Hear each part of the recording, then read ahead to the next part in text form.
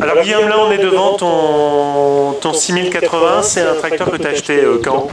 Alors jusqu'à l'année dernière, j'avais qu'un seul tracteur et je faisais tout avec. Et puis pour des raisons pratiques et pour intervenir dans les meilleures conditions, j'ai décidé d'acheter l'année dernière un tracteur d'occasion qui ne me satisfaisait pas parce qu'il n'avait pas de point avant suspendu ni de revage avant. Et au printemps, j'ai un ami qui vendait ce tracteur-là, donc le 6080. Donc je l'ai racheté à peu près il y a 2 mois. D'accord. Il est de quelle année? C'est un tracteur qui est de 2009, donc il a 2000 heures. Un tracteur relativement récent et son travail principal c'est d'être attelé au pulvérisateur et de seconder le deuxième tracteur, là, le TVT 170 au cas où. D'accord. Alors tu as le TerraGlide, hein, c'est-à-dire la suspension. Alors le pont avant suspendu, la cabine suspendue. En fait il y a toutes les conditions de confort réunies sur ce tracteur. Qu'est-ce que tu as comme boîte dessus? C'est la boîte Power Command. Ah, c'est la Power Command, donc tu as... Avec un système vitesse automatique. D'accord. Complètement hydraulique, hein? Complètement hydraulique. Ouais. Avec l'option 40 km/h éco. D'accord. Donc tu peux rouler à 40 km/h à 1800, 1900 tours? Ouais, à peu près 1700, 1800 tours. D'accord. Bon, le seul petit hic, c'est quand on est en en mode éco. Il a tendance à monter dans les tours avant de passer à la vitesse supérieure. Donc avec un pulvérisateur, vu que je mets pas beaucoup de volume d'eau dedans, c'est un peu exagéré quoi. Je le fais plutôt en manuel. Les passages de vitesse. Voilà.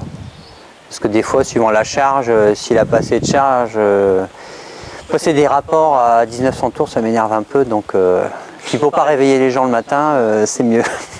Et là, on est bien suspendu dedans? Très bien. Ah, c'est un tracteur très confortable. Les commandes sont à disposition. Bon, je n'ai fait que du traitement avec, donc j'ai pas fait d'autre travail, donc je ne peux pas trop. Ouais. Alors bon, ce qu'il y a aussi, c'est que tu es en pneumatique en 28, hein. T'es pas en 11.2 ou en pneumatique étroit à l'arrière. Donc déjà, tu es bien suspendu par les pneumatiques. En fait, avec la méthode volume réduction de dose, comme l'objectif était d'intervenir dans des très bonnes conditions, avec mon collègue, on a décidé d'abandonner les roues étroites et de passer en roues plus larges pour tailler moins quand le sol est humide, par exemple, pour faire moins d'ornières. D'accord. Et puis aussi, au niveau stabilité, on est quand même gagnant avec des pneus un peu plus larges. Parce que souvent, les échecs pulvérisation proviennent d'un fouettement des rampes. Ou alors si on arrive sur des bosses, une fourrière mal nivelée, on arrive à avoir souvent des échecs. Donc, mais sinon, c'est un tracteur, oui. Rien à dire. Rien à dire, pour l'instant. Et qu'est-ce que j'ai à dire au niveau moteur, c'est bon? Au niveau moteur, je ne l'ai pas exploité. Je sais pas trop ce qu'il vaut.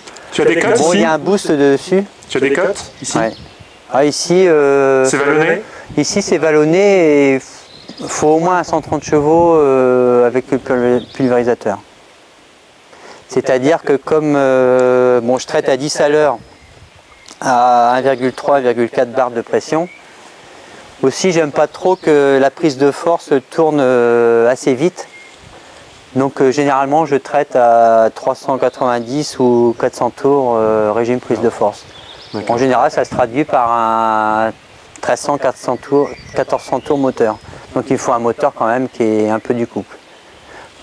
Quoi que ce soit un tiers 3, et ça avait quand même beaucoup moins de couple qu'un tiers 2 type M135 que j'avais acheté d'occasion l'année dernière.